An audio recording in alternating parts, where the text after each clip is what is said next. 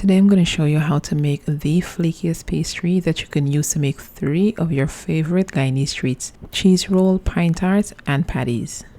If this is your first time here, welcome. I am Jehan, and please be sure to subscribe if you do enjoy this video. Now let's get started.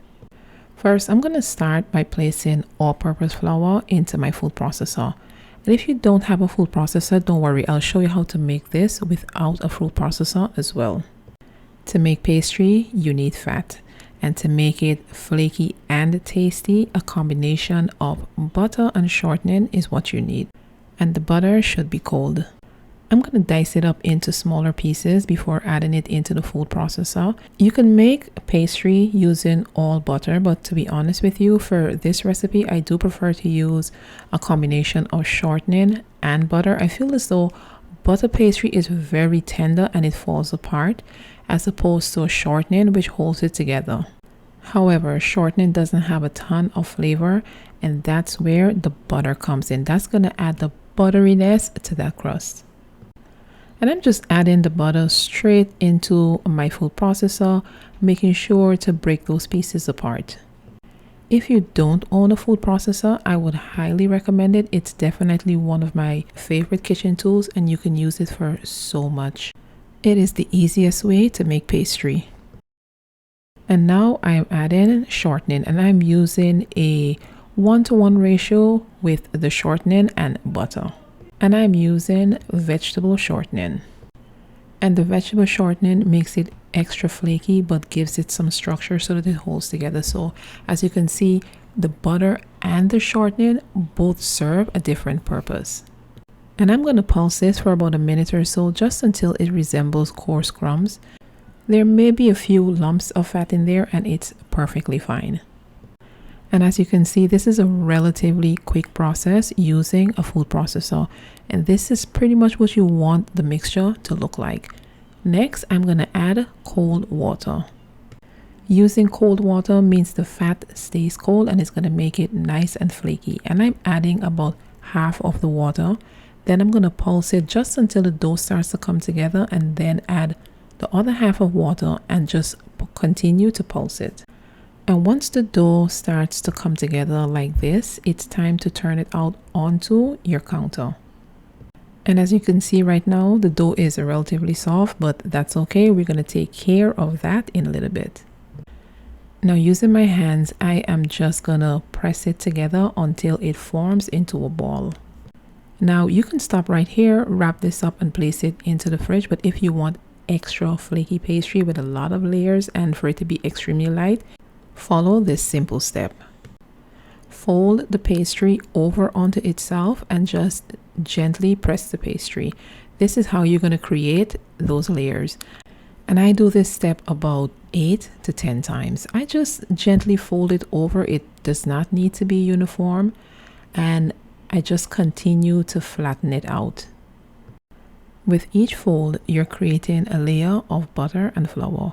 Once this goes into the oven and the butter melts, it's going to release steam, and it's going to make it, the pastry essentially pops up and creates the layers. Now, once I'm done with the folding, I am going to separate it into 2 pieces. I'm going to wrap it with cling foil and let it chill in the fridge for at least 30 minutes. Now, if you don't have a food processor or don't want to use a pastry blender, which most people do not have, simply grate the cold butter into the flour. My butter was not as cold as it can be, but the colder it is, the easier it is to grate it. And what I like to do is kind of toss it in the flour every now and then, just to make sure that those butter shreds stay separate. Once you've shredded the butter, use your hands, or you can even use a fork, to work the butter and the shortening into the flour. And work quickly, because you don't want the butter to become too soft.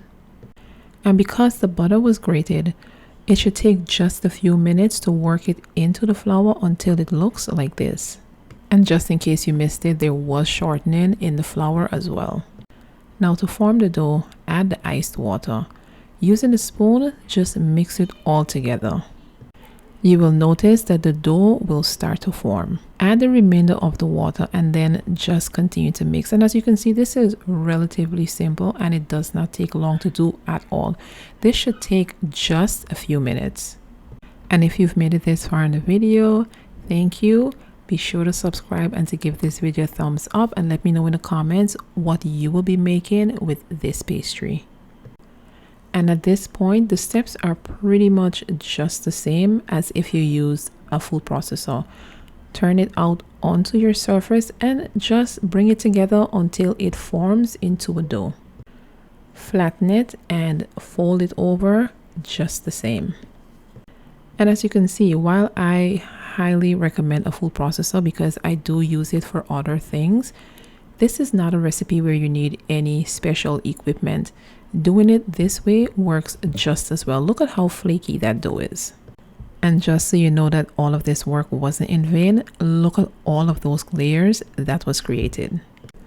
And I used the pastry to make cheese roll, pine tarts, and I made some patties, but I used turkey meat because that's what I had on hand. And while I am not going to do a step-by-step on each of these pastries, let me know in the comments if you're interested in seeing that. I do have a video already on the channel of each of those, but I do feel as though they do need some updated, so let me know if you would love to see an updated video on how to make the cheese rolls, the pine tarts, and beef, chicken, or turkey patties, whatever you prefer. And I stuck these in the oven for about 20 to 25 minutes just until they were golden brown, and this is the result.